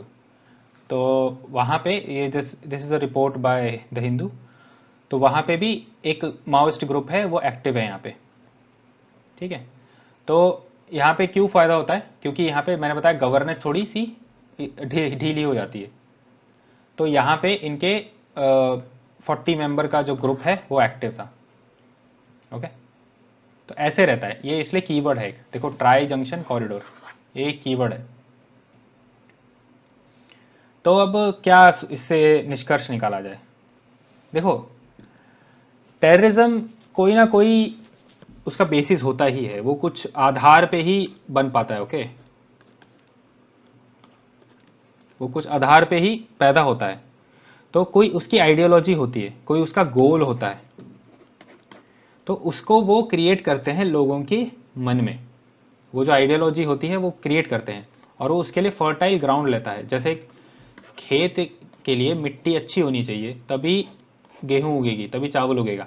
वैसे ही जो ये सीड होता है आइडियोलॉजी का, वो बड़ा कब होता है टेररिज्म का? जब उसको फर्टाइल ग्राउंड मिले, फर्टाइल लोगों की दिमाग मिले, तो वहाँ पे वो आइडिया ग्रो करता है। और वो कहाँ से ग्राउंड मिलता है? वो मिलता है जहाँ पे डेवलपमेंट नहीं होती। मतलब और अगर प्रिसाइज हम इसको बोलें कि, और ये जेन्युइन इश्यूज हैं, पावर्टी नहीं है, अनएम्प्लॉयमेंट है ना, गवर्नेंस नहीं है, हेल्थ नहीं है, स्कूल नहीं है, तो और एम्प्लॉयमेंट वही अनएम्प्लॉयमेंट जो भी। तो ये सब चीज़ें अगर नहीं मिल पाती तो वो लोग सोचते हैं कि हमारे पास कोई और रास्ता नहीं है, हम जाएंगे टेररिज्म पे। ऐसे लिंक है देखो, खासकर। और ये अफेक्ट करता है यंगर माइंड्स को, बहुत अफेक्ट करता है ये, क्योंकि वो थोड़ा एम्बिशियस भी होते हैं और गर्म खून होते हैं, तो उनको फैलाना फुसलाना आसान हो जाता है। इसका एक और लफड़ा हो जाता है, ठीक है, कि जो इंटेलेक्चुअल्स हैं, जो पढ़े लिखे लोग हैं, वो भी इस वजह से कई बार इनके ऊपर वो हो जाते हैं कि नहीं ये तो सही बोल रहे हैं, एक्सट्रीमिस्ट सही बोल रहा है। और ये क्या होता है कि ये जो इंटेलेक्चुअल्स होते हैं, ये कई बार क्या होता है, ये उनको सपोर्ट करते हैं कि हाँ आपके लिए विकास होना चाहिए। लेकिन वो फिर बस अगर एक बार आपने सपोर्ट करना शुरू कर दिया, तो फिर लोग यही मानते हैं ना कि आप उनके जो एक्शंस हैं उसको भी सपोर्ट कर रहे हो। देखो मैंने आपको क्या बताया था, एक्सट्रीमिज़म एक आइडियोलॉजी होती है, उसके बाद एक्शन होता है, उस एक्शन में वायलेंट एक्सट्रीमिज़म होता है। तो लोग अगर इसको भी सपोर्ट कर रहे हैं तो वो बोलते हैं कि नहीं आप इसको भी सपोर्ट कर रहे हो। तो काफ़ी सारे वेल मीनिंग इंटेलेक्चुअल्स, मतलब जैसे अच्छे लोग जो हैं, वो भी इससे अट्रैक्ट होते हैं। अट्रैक्ट मतलब बोलते हैं कि हाँ, मतलब देखो अगर अब आप और मैं पढ़ेंगे इन इश्यूज़ को, है ना, तो हम भी ये सोचेंगे कि नहीं उनकी डिमांड तो ठीक है, देखो क्या मांग रहे हैं, नौकरी मांग रहे हैं, इकोनॉमिक डेवलपमेंट मांग रहे हैं, फ्री में थोड़ा ना पैसा मांग रहे हैं। तो कुछ कुछ चीज़ें फिर सही हैं, तो अब हम क्या माओइस्ट हो गए? नहीं, हम एक फेयर जजमेंट लेंगे चीज़ों का, कि वो जो एक्शन ले रहे हैं वो गलत है, लोगों को मतलब पुलिस को मारना, ये किलिंग इज़ रॉन्ग। आइडियोलॉजी ठीक है, आप पीसफुल प्रोटेस्ट करो, है ना, अपने वहाँ पे पॉलिटिकल लीडर्स को आप प्रेशराइज करो, ऐसे करो। तो वो चीज़ें चलो वो हम टॉपिक में जब आएगा तो देखेंगे। मैं आपसे सिर्फ बता रहा हूँ कि जो ऐसे पढ़े लिखे लोग हैं जो बोलते हैं हाँ ठीक है आपको इश्यूज हो रहे होंगे, उनको भी ये लोग बोल देते हैं, जो कुछ लोग होते हैं बोल देते हैं कि नहीं आप ये भी सपोर्ट करते हो, आप एक्शन पे भी सपोर्ट करते हो। फिर ये जो माओइस्ट होते हैं या एक्सट्रीमिस्ट होते हैं, जो टेररिस्ट होते हैं, मतलब हम अभी एक्सट्रीमिज्म की बात कर रहे हैं, तो ये जो एक्सट्रीमिस्ट होते हैं ये फॉल्स इशू भी बनाने लग जाते हैं, मतलब झूठे कुछ भी इशू बना देंगे अपनी स्थिति को या अपनी पोजीशन को स्ट्रांग बनाने के लिए। वो झूठ बातें बनाना शुरू कर देंगे, झूठा कुछ भी। फिर ऐसे ऐसे मतलब चीज़ें करते हैं, वो आपको झूठा बोलेंगे। मतलब अगर देखो क्या होता है वो बोलेंगे कि आपके पीडीएस में खाना नहीं आया, लेकिन वो क्या माओइस्ट क्या करेगा, जो ट्रक आ रहा होगा उसी को लूट लेगा। फिर वो लोगों को बोलेंगे कि देखो ये सरकार आपको पीडीएस में खाना नहीं दे रही है। तो ऐसी चीज़ें होती हैं, ठीक है। तो ये है बेसिस इंसर्जेंसी का नॉर्थ ईस्ट में। और अपना LWE ये है कि उनको ये सब इश्यूज होते हैं। एक्सट्रीमिस्ट जो हैं वो एक आइडियोलॉजी को सपोर्ट करते हैं, वो आइडियोलॉजी फिर लोगों के दिमाग में डालते हैं जो स्पेशली पावर्टी होते हैं, पावर्टी से जूझ रहे होते हैं, बेरोजगारी से जूझ रहे होते हैं। फिर इंटेलेक्चुअल्स को भी अपनी साइड लेने की कोशिश करते हैं, झूठे किस्से सुनाते हैं, ठीक है। तो ऐसे ऐसी चीज़ें करते हैं। प्रॉब्लम लेकिन क्या है, देखो कुछ कुछ लोग तो हमेशा खुजली करेंगे ही करेंगे, एक्सट्रीमिस्ट कुछ ना कुछ तो होते हैं समाज में, लेकिन वो दूसरे लोग को तब अट्रैक्ट कर पाते हैं जब सोशियो इकोनॉमिक पॉलिटिकल डेवलपमेंट नहीं होता। पहले ये होना बहुत ज़रूरी है, उसके बाद सस्टेनेबल डेवलपमेंट वगैरह। देखो जैसे मैंने यहाँ पे डिवाइड किया था, ये सबसे इंपॉर्टेंट है, ये बेसिस है। उसके बाद ये तो होना चाहिए, ये सेकेंडरी चीज़ें, मतलब टॉप 2 में ही दोनों आते हैं। ऐसा नहीं कि ये नंबर 1 पे है तो ये नंबर 10 पे, नहीं, प्रायोरिटी बस इसको है, इससे तो शुरुआत करी जाए, ये तो अपने आप आएगा फिर, समझे। तो ऐसे आपको पर्सपेक्टिव बनाना है, चीज़ों को समझने की कोशिश करो, पॉइंट अपने आप आपको रट जाएंगे। तो JNK का अलग है, जैसे मैंने आपको बताया था 1-2 स्लाइड पहले कि देखो जम्मू एंड कश्मीर में ये, देखो क्यों बता रहा हूँ, क्योंकि आप सोचोगे कि अब हर जगह जहाँ पे भी वायलेंट एक्सट्रीमिज्म हो रहा है वो अंडर डेवलपमेंट की वजह से है, नहीं। जम्मू एंड कश्मीर में जो टेररिज्म हो रहा है वो हो रहा है बिकॉज ऑफ जोग्राफिकल इश्यूज, मतलब बॉर्डर इश्यूज। भाई साहब हमारे पड़ोसी प्यारे पाकिस्तान, है ना। उसके बाद फिर हिस्टोरिकल रीज़न, कम्युनल रीजंस, तो ये इशू है हिस्टोरिकल, समझ में आ रहा है। तो एक्सट्रीमिज्म ज़रूरी नहीं है सिर्फ पावर्टी, अनएम्प्लॉयमेंट या सोशियो इकोनॉमिक इश्यूज से हो, वो दूसरे इशू से भी होता है, ये आपका जानना ज़रूरी है डिफरेंस। ऑलराइट, चलो फिर हम आते हैं कि अभी हमने ये तो पढ़ लिया कि भैया अगर नहीं होता तो क्या होता है। अब थोड़ा ये भी देख लेते हैं कि होता है तो क्या होता है। तो आप एकदम उसका उल्टा कर दो कि पॉजिटिव इम्पैक्ट में क्या होगा, डेवलपमेंट होगी, है ना। सोशल इकोनॉमिक पॉलिटिकल जो है पॉलिसीज जो होंगी उससे क्या होगा, पीस एंड स्टेबिलिटी। ये जो दे है ये वाला है socio economic political development policy, ठीक है। तो हम क्या पढ़ रहे हैं कि रिड्यूस करने में, क्योंकि हम लिंकेजेस पढ़ रहे हैं, सिलेबस में ये नहीं लिखा है कि आप एक ही चीज़ पढ़ो, दोनों पढ़ो। तो इससे क्या है, आपको दूसरा सिक्का का पहलू पता चलेगा। तो देखो ऐसे बहुत सारे सोसाइटी के जो पार्ट्स हैं, लोग हैं, सेक्शंस हैं, उनको डेवलपमेंट के साथ प्रोग्रेस मिली है। तो वो लोग फिर क्या करते हैं, जो मतलब एक तरीके से विरुद्ध करते हैं किसी चीज़ का रिक्रूट होने का टेररिज्म में, ओके। तो वो लोग जो आतंकवादी हैं उनके साथ मिलने को मना कर देते हैं। और बहुत सारे जो टेररिस्ट ऑर्गेनाइजेशंस हैं वो उन्हीं को अट्रैक्ट करते हैं जहाँ पे ग्रीवेंसेस ज़्यादा होती हैं। और ध्यान रखिएगा ये रियल भी होती हैं और ये परसीव्ड भी होती हैं, मतलब उनकी अपनी मानी हुई कि नहीं नहीं हमें तो बहुत कुछ चाहिए। तो कई बार चीज़ें हो रही होती हैं, स्लो हो रही होती हैं, तो उससे भी ये जो परसीव्ड है ना, मतलब एक तरीके से ये सच होगा लेकिन वो उसको बड़ा कर देते हैं, एग्जैजरेट कर देते हैं। ऑलराइट, फिर उसके बाद देखो मैंने जैसे आपको बताया कि काफ़ी टेररिस्ट ऑर्गेनाइजेशन कैसे रिक्रूट करती हैं, वो पैसा देती हैं, फैमिली को सपोर्ट देंगे, बोलेंगे आप हमारे लिए काम करो, आपके फैमिली को पैसा भेजते रहेंगे। तो सोशल इकोनॉमिक डेवलपमेंट पॉलिसीज़ जो हैं ये सब रिड्यूस करती हैं, कि मतलब रीज़न जो वजह होती है रिक्रूटमेंट की उसको कम करती है ना। तो ये है कि इससे डिस्करेज होते हैं और रिक्रूट होना, लोगों का रिक्रूटमेंट कम होता है, ठीक है। तो ये है पॉलिसीज से क्या होता है, पीस एंड स्टेबिलिटी बनती है, डेवलपमेंट होता है तो उससे दूसरा रिक्रूटमेंट आगे रुकता है, क्योंकि रीज़न ही खत्म हो रहा है ना धीरे धीरे।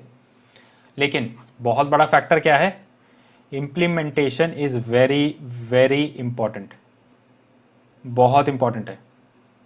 आप कितनी भी पॉलिसीज बना रहे हो, अगर लोगों तक गवर्नेंस नहीं पहुंच रहा है, लोगों तक, जैसे गवर्नेंस टू पीपल, अगर ये नहीं पहुंच रही है चीज़ भाई, तो फिर गड़बड़ है। फिर तो लोगों के पास रीज़न हो जाएगा ना कि नहीं, सरकार ने तो हमारे लिए किया ही नहीं, आप कर दो।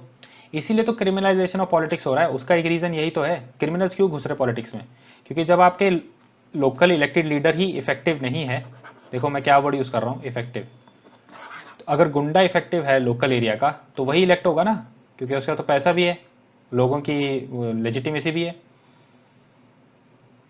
तो यही है, सरकार को बहुत ज़ोर देना पड़ेगा, और कर रही है सरकार। ये भी है कि उनको अवेयरनेस है इस चीज़ को लेके कि ये इश्यूज़ हैं। जैसे मैंने आपको बताया कि सरकार को 2006 में, मतलब हमारे ऑनरेबल एक्स प्राइम मिनिस्टर ने बोला था उस टाइम पे कि लेफ्ट विंग एक्सट्रीमिज़म बहुत बड़ा खतरा है, एक सबसे बड़ा खतरा है, मतलब सबसे बड़ा खतरा है इंटरनल सिक्योरिटी के लिए।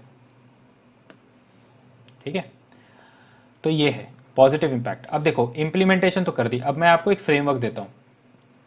फ्रेमवर्क किस चीज़ का, अगर आपको कभी सोल्यूशन बनाना आ जाए एक्सट्रीमिज्म के लिए, तो आप उसको कैसे कर सकते हो, फ्रेमवर्क क्या बना सकते हो। तो ये आपके लिए क्या हो जाएगा, एक टेम्पलेट, बना बनाया आंसर है, इसको आप कहीं पे भी रीयूज़ करो, रिमेंबर दैट, रीयूज़, रिसाइकिल भी कर सकते हो। देखो रीयूज़ में क्या होता है, आप सेम चीज़ इधर उधर यूज़ कर रहे हो, रिसाइकिल में क्या है, आप उसको किसी दूसरे तरीके में यूज़ करो। ऑलराइट, तो हमेशा ध्यान रखो, reduce your sources, reuse what you have read, recycle one content into another, optional का जीएस में जीएस का इधर उधर, फिर relate, relate GS1 with optional, relate everything with current affairs, फिर रिवाइज। ये अप्रोच रखो, काफ़ी चीज़ें सुधर जाएंगी। फिर एक स्ट्रक्चर में भी चीज़ें पढ़ो, ठीक है, स्ट्रक्चर को यहाँ कहीं घुसा देते हैं, कहाँ घुसाएं बताओ, पहले लगा देते हैं, ठीक है। तो ये है, ये अप्रोच फॉलो करो। ऐसे ही जब कीवर्ड्स पे फोकस करोगे, एक्रोनिम्स पे फोकस करोगे, कीवर्ड, एक्रोनिम्स, टेम्पलेट्स, आपका काम बहुत कम हो जाएगा। और ये आप 2-3 बार रिवाइज करोगे ना चीज़ों के, आपको अपने आप दिमाग में दिखने लग जाएगा कि अरे यार ये तो अच्छा, ये चीज़ें कॉमन है। क्योंकि अब ऐसे में अगर आपको पता हो, पैसल एनालिसिस बोलते हैं ना, वो ऐसे ऐसे ही बना है। चलो थोड़ा डेविएट हो गए, तो बट ये भी चीज़ें ज़रूरी हैं जाननी, पढ़ाई कैसे की जाए, क्योंकि यूपीएससी में बहुत सिलेबस बड़ा है, आपको पता ही है। चलो, तो पहली चीज़ क्या है, जो लोकल लोग हैं, जो लोकल नेता हैं और लोकल कम्युनिटी लीडर्स, ऐसा नहीं कि मतलब कोई भी कम्युनिटी लीडर प्रॉपर, उनके साथ विचार विमर्श करके बात करनी चाहिए। कोई भी डेवलपमेंट हो उनसे पूछ के किया जाए, लोगों को जो डेवलपमेंट चाहिए, जिस प्रकार की स्कीम चाहिए वो दी जाए। फिर ये है कि जो भी आप पॉलिसी बना रहे हो वो उनकी जो ज़रूरत है उसके हिसाब से हो, और उनका जो मतलब वही ज़रूरत या आवश्यकता जो है उसके आधार पे आप कोई चीज़ उनके लिए बनाओ भाई, और टारगेटेड वे में दो। ऐसा नहीं कि किसी के लिए भी बना रहे हो, जैसा मैंने आपको बोला वन साइज फिट ऑल, ये अप्रोच नहीं चाहिए। टारगेटेड अप्रोच रखनी है, जो कम्युनिटीज़ हैं उनकी ज़रूरत के ऊपर, दैट्स इट। फिर हम आते हैं लास्ट पॉइंट पे, ये जो पॉलिसीज़ हैं इनके अंदर ऐसे वो होना चाहिए कि पैसा जो है प्रॉपरली जाना चाहिए। मान लो 5 साल बाद सरकार बदल गई, उसके बाद फंड आने कम हो गए, नहीं, ऐसा नहीं होना है। जो ये प्रणाली जिसको बोलते हैं ना, मैकेनिज्म, प्रणाली, वो जब आप किसी को देते हो कि प्रॉमिस करते हो, तो उसका प्रबंधन अच्छा होना चाहिए। वो चाहे 5 साल हो, 10-15 साल हो, कोई भी हो। मान लो आज पॉलिसी बनाई, 5 साल बाद चेंज नहीं, समझ रहे हो। तो ऐसे फ्रेमवर्क बनाओ चीज़ों का, लोगों से बात करो, उनके लिए चीज़ें बनाओ, उनसे पूछ के चीज़ें बनाओ। फिर उसके बाद लास्टली आप ये करो कि जो आप पैसा दे रहे हो उनको, जो भी सरकार डेवलपमेंट कर रही है, और ये सिर्फ पैसे की बात नहीं है, आप इसको डेवलपमेंट से भी जोड़ सकते हो। मान लो अगर उनको प्रॉमिस किया है 4 साल या 5 साल में आपका प्रोजेक्ट कंप्लीट करके देंगे, सड़कें बनाएंगे, हॉस्पिटल बनाएंगे, तो बनाओ। अभी आप ईरान का वो देखो, छाबहार पोर्ट जो है चला गया है इंडिया के हाथ से, है ना, और उसका एक रीज़न ये भी है कि जल्दी डेवलप नहीं किया हमने। एक रीज़न, मतलब not the main reason, but एक रीज़न ये भी है, फटाफट कर देते, ख़त्म कर देते 1-1.5 साल पहले, तो फिर इतना प्रॉब्लम नहीं आती। चलो, ये है नेक्स्ट टॉपिक कि संविधान में या लीगल कानूनी व्यवस्था क्या है आदिवासी आबादी के लिए, ठीक है। तो कानूनी basically I know proper word नहीं है लीगल सेफगार्ड्स के लिए, लेकिन मेरी इतनी हिंदी उतनी भी अच्छी नहीं है। तो कानूनी सुरक्षा क्या है और कॉन्स्टिट्यूशनल जो हमारा संविधान है उसकी तरफ से उनको क्या प्रोटेक्शन है, सुरक्षा है। तो देखो पहला तो 5th शेड्यूल, ठीक है। इसके अंदर यही है कि जो शेड्यूल एरियाज़ हैं और जैसे फॉरेस्ट एरिया वाले, और उसके अंदर जो शेड्यूल ट्राइब्स हैं वो गवर्नर ऑफ स्टेट की रिस्पॉन्सिबिलिटी रहेगी उसके लिए, ठीक है। बहुत ब्रीफ में बता रहा हूँ, ये पॉलिटी की चीज़ें हैं, बट यही है कि गवर्नर का रोल ज़्यादा होता है तो ताकि लोकल सोल्यूशन बन पाए, बट ये होता नहीं इंडिया में, बहुत कम होता है, ये इशू है। तो इस वजह से लोग माइंस बना के वो लोकल डेवलपमेंट नहीं करते, निकल जाते हैं। फिर 9 शेड्यूल की जो कल्टिवेबल लैंड है ना, जो अपर कास्ट की थी उसके बाद रीडिस्ट्रीब्यूट की जाए, ठीक है, लैंड रिफॉर्म्स। फिर पीसा एक्ट जो है, इसमें ट्राइबल कम्युनिटी को बहुत ज़्यादा पावर दिए गए थे, उनके राइट्स जो हैं, उनके जो हक हैं वो रिकॉग्नाइज किए गए थे, ठीक है। बट इसमें मैं आपको एक ब्रीफ इशू बताता हूँ। देखो ये रूरल एरियाज़ के लिए है, लेकिन जो अर्बन एरियाज़ हैं वहाँ पे भी ट्राइबल एरियाज़ होते हैं, तो वहाँ के लिए कभी नहीं किया गया। तो स्टेट गवर्नमेंट जो है इसका फ़ायदा उठा के फटाफट माइनिंग के और इंडस्ट्रीज़ के जो परमिशंस होते हैं, क्लियरेंस होते हैं, वो दे देते हैं फटाफट। क्योंकि आपको पता होगा जो रिसोर्सेज हैं वो ज़्यादातर कहाँ हैं, in many jungle field areas, और वहाँ पे ज़्यादातर कौन है। और एक और रीज़न है, हमने जहाँ जहाँ रिसोर्सेज थे वहाँ वहाँ खुदाई कर ली, अब क्या बचता है, धीरे धीरे वहीं जाओगे ना आप, बस यही है, ठीक है। फिर आता है फॉरेस्ट राइट एक्ट 2006। इसमें इन्होंने बोला है कि जो फॉरेस्ट राइट है वो शेड्यूल ट्राइब्स को दिए जाएंगे, ठीक है, या फिर जो अदर ट्रेडिशनल फॉरेस्ट ड्वेलर्स हैं। फिर ये इंपॉर्टेंट है, इनसे काफ़ी अच्छा इस एक्ट से मिला था, ठीक है। बट इससे पहले जो थे बहुत ज़्यादा, इससे पहले मतलब 2006 से पहले, मैंने आपको बताया 1980 का एक्ट था, तो उससे इसके बाद मतलब 80 के तक बाद और जो 2006 से पहले कम से कम 40 से 50 लाख ट्राइबल जो थे उनको अपनी लैंड पे हक ही नहीं था, लीगल स्टेटस ही नहीं मिला हुआ था, ठीक है।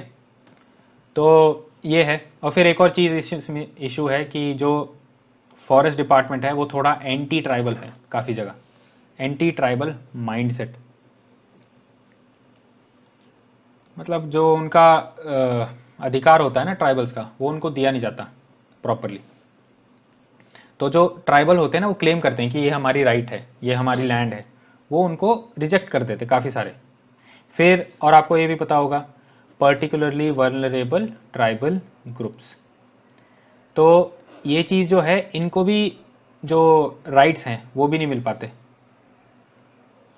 तो ऐसे ऐसी चीज़ें हैं, क्योंकि देखो इन दी एंड कौन हैंडल कर रहे हैं सब चीज़ें, इंडियन फॉरेस्ट डिपार्टमेंट, तो बस तो वहाँ पे चीज़ें अच्छे से नहीं हो रही हैं, बस वही है कंप्लेन फॉरेस्ट राइट एक्ट में। क्योंकि सरकार का कौन है इम्प्लीमेंटेशन एजेंसी, ब्यूरोक्रेसी। फिर आते हैं prevention of atrocities on SCs and STs 1989। तो देखो इसका ऑब्जेक्टिव ये था कि जो ऑफेंसेस हैं शेड्यूल कास्ट और शेड्यूल ट्राइब पे, उनसे बेसिकली प्रिवेंट करना पूरा, ठीक है, ये भी है। फिर इसके अंदर लास्ट आता है, लास्ट टॉपिक इस स्लाइड का, कि न्यू लैंड एक्विजिशन एक्ट जो है 2013 का, ठीक है, इसके अंदर भी फेयर कंपनसेशन का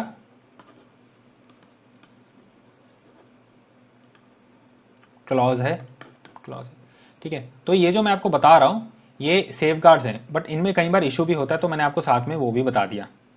तो ये काफ़ी प्रो पीपल है ये जो एक्ट है, ठीक है, ये काफ़ी प्रो पीपल है। और बट वही होता है, स्टेट गवर्नमेंट फिर थोड़ा बहुत अपना फ़ायदे के लिए या फिर लॉबी की वजह से थोड़ा इन चीज़ों को डाइल्यूट कर देती है, और प्राइवेट इन्वेस्टर या फॉरेन कंपनी का फ़ायदा ज़्यादा हो जाता है।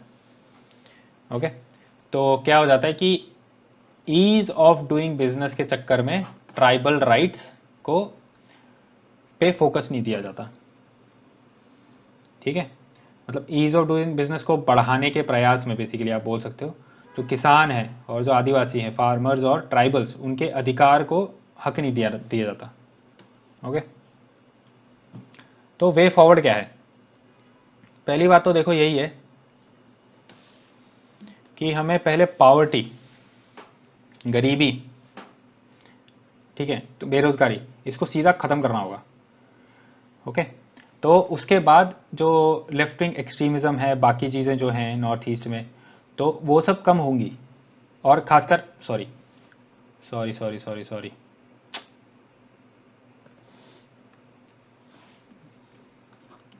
माई मिस्टेक, स्लाइड आगे चली गई थी। तो वे फॉरवर्ड क्या है? पहले तो भैया यही है कि हमें लेफ्ट विंग एक्सट्रीमिज़म ख़त्म करने के लिए, और जो दूसरे मिलिटेंसी है या टेररिज्म है भारत से कम पैदा ना हो, पॉवर्टी और अनएम्प्लॉयमेंट को पहले ख़त्म करना पड़ेगा ताकि लोगों का गुस्सा कम हो। और हमारे पास आपको जैसे पता है डेमोग्राफिक डिविडेंड का पावर है, डेमोग्राफिक डिविडेंड, तो इसको हमें डेमोग्राफिक कर्स ना बन जाए भाई, तो उससे बचाने के लिए हमको यूथ पे फोकस करना पड़ेगा, इनको जॉब देने पड़ेंगे, इनको एजुकेशन का और अच्छी एजुकेशन देनी पड़ेगी ताकि वो मार्केट के लिए रेडी हो सकें। तो जो हम डेवलपमेंट आगे करें, जो आप लोग होपफुली जाके करो, वो डेवलपमेंट होनी चाहिए जिसमें पॉवर्टी कम हो, इंक्लूजन ज़्यादा हो, सोशल जस्टिस ज़्यादा हो, और जो पिछड़े एरियाज़ हैं, वैसे पिछड़े नहीं बोल सकते, just traditional way of living जो है, उनको बताया जाए कि मॉडर्न वे ऑफ लिविंग भी आप फॉलो कर सकते हो। जिनको नहीं करनी उनको मत करने दो, जिनको करनी है उनको आप मेन स्ट्रीम में लाओ। और वैसे इन दी एंड सबको मेन स्ट्रीम में आना चाहिए, है ना, बिकॉज फ़ायदे ज़्यादा हैं, नुकसान भी हैं, फ़ायदे ज़्यादा हैं लेकिन। और इसका एक आप फ्रेमवर्क बना सकते हो कि जो लोकल संदर्भ है ना, उनकी तरफ जो सेंसिटाइजेशन है, उनकी उनकी तरफ जो अंडरस्टैंडिंग है लोगों की, वो हमें समझना पड़ेगा, उनकी तरफ हमें सेंसिटाइजेशन बढ़ानी पड़ेगी ताकि उनके साथ हम जो इश्यूज़ हैं उनको संवेदनशीलता से हम हैंडल करें, ताकि उनकी चीज़ें समझें, उनके कस्टम समझें कि वो अगर पेड़ की पूजा करते हैं तो कुछ रीज़न है, मजाक नहीं है। फिर उसके बाद हमें फोकस करना पड़ेगा कम्युनिटी डेवलपमेंट पे, जैसे मैंने आपको बताया, लोगों से बात करनी पड़ेगी, उनको जो सर्विस चाहिए, उनको जो डेवलपमेंट चाहिए, उस टाइप का डेवलपमेंट देना पड़ेगा। ह्यूमन राइट्स वायलेशन नहीं होनी चाहिए, किसी को भी गिरफ्तार कर लिया, पॉलिटिकल ग्रीवेंस जो हैं वो सॉल्व होने चाहिए, ठीक है। फिर उसके बाद इफ़ेक्टिव इम्प्लीमेंटेशन होना चाहिए स्कीम्स का, मतलब जो हमने विधियां लाई हैं लोगों के लिए उनका पालन हो, डायलॉग हो, बातचीत चलती रहनी चाहिए ताकि कुछ निष्कर्ष निकल पाए, ऐसा नहीं कि बस एक बार बात करी छोड़ दिया। फिर इंफ्रास्ट्रक्चर है वो इम्प्रूव करना चाहिए, उसको मतलब ज़्यादा से ज़्यादा उसमें इन्वेस्ट करो, सोशल इंफ्रास्ट्रक्चर पे भी जाओ, जो not just physical infrastructure. Tribal right, आदिवासी अधिकारी, अधिकारी नहीं, आदिवासियों के अधिकारों का सुरक्षा। फिर एम्प्लॉयमेंट, ये तो मैंने आपको बता दिया कैसे कर सकते हैं, देखो टैक्स हॉलीडेज दो इन्वेस्टमेंट को, है ना। फिर पॉलिटिकल मार्जिनलाइजेशन, लोगों को जो आप अलग करके रखते हो कि नहीं ये तो हमारे लायक नहीं है, ठीक है, उनको वंचित रखना, ठीक है, डिप्राइव रखना। फिर उसके बाद सोशल डिस्क्रिमिनेशन, पक्षपात, कल्चरल ह्यूमिलिएशन, उनकी जो संस्कृति है उसका अपमान करना, ये सब चीज़ें नहीं होनी चाहिए। उनको बेसिकली हमें क्या करना है, रिस्पेक्ट देना है, डिग्निटी की मैंने बात करी थी ना, तो डिग्निटी उनकी बढ़नी चाहिए, उनकी गरिमा। तो देखो ये एक पर्सपेक्टिव है। जब हम अब इसके साथ देखो, मैंने आपको काफ़ी पूरा स्ट्रक्चर दिया है चीज़ों का, अब क्या करेंगे, अब हम जब स्पेसिफिक चीज़ें पढ़ेंगे ना, लेफ्ट विंग एक्सट्रीमिज़म है, JNK की, जम्मू एंड कश्मीर की मिलिटेंसी है, फिर नॉर्थ ईस्ट के इश्यूज़ हैं, टेररिज्म, जब ये सब चीज़ें पढ़ेंगे तो आपको समझ में आएगा कि ये सब इंटरलिंक्ड है, काफ़ी चीज़ों के कॉजेज़, और आगे जाते हुए आपको चीज़ें समझ में आएंगी फटाफट कि ये क्यों हो रहा है। क्योंकि ऐसे ही पर्सपेक्टिव, ध्यान रखो, चीज़ों को समझने का मूल यंत्र यही है, मूल मंत्र यही है, पर्सपेक्टिव लाओ, अंडरस्टैंडिंग लाओ। मेंस में आपकी एनालिसिस चेक हो रही है, आप कैसा सोचते हो, कितना ब्रॉड सोचते हो। तो देखो जो भी सोल्यूशंस हैं ब्रॉड है कि लोगों से बात करो, है ना, उनके साथ जो उनकी जो नीड्स हैं उस पर ध्यान दो, बात करते रहो उनके साथ, ठीक है, गवर्नेंस चलती रहनी चाहिए, उनके राइट्स प्रोटेक्ट करो, इंफ्रास्ट्रक्चर पे ध्यान दो, एम्प्लॉयमेंट पे, चलो ये तो मैंने आपके साथ डिस्कस कर लिया था। सो फिर उसके बाद पॉलिटिकल, जो उनके सिविल राइट्स हैं, हर चीज़ पे ध्यान दिया है। ये जो एकदम डाइवर्स सोल्यूशन हैं। ऑल राइट, चलो तो फिर ये लास्ट एक एग्जांपल मैं आपको देना चाहता हूँ कि 3 pronged approach for internal security, ये बहुत रीसेंट है। तो ऑनरेबल डिफेंस मिनिस्टर उन्होंने अभी क्या कहा कि गवर्नमेंट की चेंज करने को भी तैयार है चीज़ों को, चलो वो देखेंगे। तो 3 pronged अप्रोच, मेरा ये एम रहता है, देखो कि मैं आपको कीवर्ड्स बताऊँ। कीवर्ड से क्या है, चीज़ें क्लिक हो जाती हैं। तो कीवर्ड एक हमने ऊपर एक डिस्कस किया था, ट्राई जंक्शन थ्योरी। एक कीवर्ड और आपको आज मिल गया, 3 pronged approach by the government of India. अभी अप्रोच क्या है, पहला तो ये है कि जो डेवलपमेंट है उनको, मतलब जो टेररिज्म से, development of areas affected by terrorism, ठीक है, और उनका जो जस्टिस है उनको वो दिया जाए जो प्रभावित हुए थे टेररिज्म से। तो पहले डेवलपमेंट किया जाए उस एरिया का, एक सेकेंड, पहले उस एरिया का डेवलपमेंट किया जाए, फिर उसके बाद जस्टिस लोगों के लिए। फिर जो डिससेटिस्फाइड ग्रुप है उनके साथ बात करी जाए, उनके साथ नेगोशिएट किया जाए। और सरकार ये भी कह रही है कि हम ऐसा नहीं है सिर्फ एक बार बात करके आएंगे, नहीं, हम बहुत बात करने को तैयार हैं। हमारा जो एफर्ट है इसके पीछे, हम नॉर्मल से ज़्यादा एफर्ट डालने को तैयार हैं ताकि एक पॉलिटिकल सेटलमेंट आए। उसके बाद आखिरी कि अगर कोई चीज़ अभी नहीं चल रही है उसको भी हम हटाने को तैयार हैं। जैसे मान लो सरकार की स्कीम्स, सरकार के लॉज, कानून, ठीक है, तो वो जो है वो भी हम चेंज कर देंगे अगर स्टेटस को लोगों के लिए एक्सप्लॉयटेशन के लिए यूज़ किया जा रहा हो। इसके लिए तो गवर्नेंस के जो चीज़ें हैं उनको चेंज कर दिया जाएगा, स्टेटस को जो अभी चीज़ें चल रही हैं उनको भी चेंज कर दिया जाएगा अगर लोगों के लिए एक्सप्लॉयटेशन के लिए वो यूज़ हो रहा हो। तो डेवलपमेंट की जाएगी, नेगोशिएट की जाएगा, स्टेटस को चेंज कर सकते हैं। तो ये 3 pronged अप्रोच है इंटरनल सिक्योरिटी चैलेंजेस के लिए सरकार द्वारा। ये बहुत अच्छा एक फ्रेमवर्क है। अगेन फ्रेमवर्क देखो क्या रहता है, आंसर बनाने के तरीके।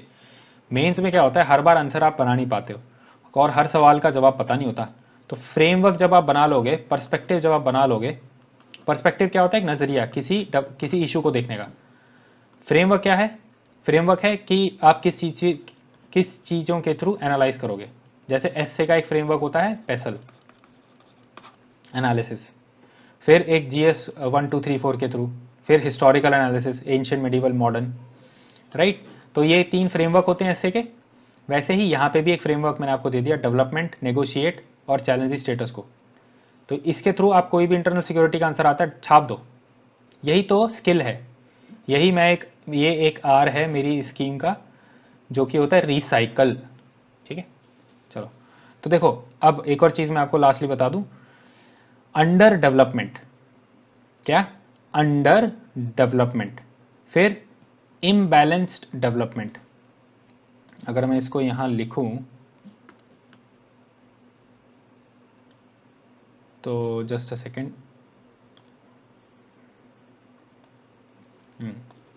तो अंडर डेवलपमेंट, थोड़ा सा लंबा हो गया लेक्चर, बट वही है कि टॉपिक एक साथ ख़त्म हो जाए तो अच्छा रहता है, समझ में आती है चीज़ें, लिंक बना रहता है। इम्बैलेंस्ड डेवलपमेंट, फिर development without sustainability plus inclusivity. तो ये है, ये वर्ड कभी भी आ गए ना, ये आप एक तरीके से इससे जोड़ सकते हो। अगर मान लो आपको बोल दिया कि डेवलपमेंट एंड एक्सट्रीमिज्म का लिंक हमने पढ़ा, तो आप उसमें क्या, हमने ये भी समझा कि अंडर डेवलपमेंट का क्या लिंक है, इम्बैलेंस डेवलपमेंट क्या क्या लिंक है, और development without sustainability and inclusivity. Basically ये सिनोनिम है सब। और यूपीएससी ये भी करती है कि वर्ड्स के साथ खेलती है मेंस में।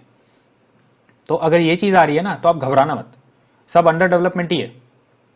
इम्बैलेंस डेवलपमेंट या बायस्ड डेवलपमेंट भी आप बोल सकते हो, ऑलराइट, या फिर इनएफिशिएंट डेवलपमेंट, कुछ भी ऐसी चीज़ें, development without sustainability, unsustainable development. तो ये सब क्या है, सिनोनिम्स हैं, ठीक है। तो ये ध्यान रखना, इसको आप ऐसे लिख सकते हो। ओके, चलो फटाक से एक बार छोटा सा रिकैप। पहले हमने अब क्या पता, पहले पर्सपेक्टिव देखा, हमेशा पर्सपेक्टिव ध्यान रखो। उसके बाद हमने डेफिनेशंस देख ली, governance, development, extremism, violent extremism, radicalization भी समझ लिया। अब आपको शायद समझ में आ रहा होगा कि कई सारे पॉलिटिकल जो हमारे थे लीडर्स, वो रेडिकल क्यों थे at the time of fight for independence. Components क्या हैं डेवलपमेंट के, 7 डेवलपमेंट के कंपोनेंट्स। फैक्टर्स क्या हैं एक्सट्रीमिज़म के फैलने के। डेफिसिट है 3 चीज़ों का, सोशियो इकोनॉमिकल, पॉलिटिकल, वो तो जल जीवन वाला है। फिर उसके बाद सपोर्टिंग फैक्टर्स क्या है, पॉलिटिकल, गवर्नेंस और ट्राई जंक्शन थ्योरी। फिर हमने देखा ट्राई जंक्शन का एग्जाम्पल। फिर देखा कि कंक्लूजन इस चीज़ का। फिर उसके बाद पॉजिटिव इम्पैक्ट क्या होते हैं। फिर हमने देखा कॉन्स्टिट्यूशन एंड लीगल सेफगार्ड। ये ध्यान रखना, ये GS 2 का पार्ट है मेनली, बट यहाँ पे बता दिया क्योंकि ये लिंक करना बहुत ज़रूरी है। फिर बहुत तगड़ा सा एक फ्रेमवर्क है, इसको आप यूज़ कर सकते हो कहीं पे भी। ऑलराइट, फिर 3 प्रॉन्ग स्ट्रैटेजी, ये इंपॉर्टेंट है, ये भी एक फ्रेमवर्क है, प्लीज़ इसको ध्यान रखना। Development of areas, negotiate and status को चैलेंज। चलो, thank you everybody, thank you for your patience. थोड़ा सा लंबा हो गया लेक्चर, बट यू नो अगर हम इसको कंप्लीट एक साथ ना करें तो इशू हो जाते हैं। तो this is all for this lecture. I hope आपको चीज़ें समझ में आई हो। Please leave a comment for us, कुछ भी आपको दिख रहा है कि और चीज़ें करी जा सकती हैं, या अगर आपको कुछ अच्छा लग रहा है या आपको कुछ बुरा लग रहा है, प्लीज़ लेट अस नो। ये कोर्स आपके लिए ही है, अगर आपको कुछ ऐड करवाना है तो हम इसमें कर सकते हैं। आंसर राइटिंग रहेगा, बट वो जैसे ही वो आएगा टाइम पे आपको मिल जाएगा। तो आंसर राइटिंग सेशन भी रहेंगे, हम प्रीवियस ईयर क्वेश्चन उसमें डिस्कस करेंगे। ऑलराइट, चलो, so that is all for this lecture. Thank you everybody, मिलते हैं नेक्स्ट में। Bye bye, take care.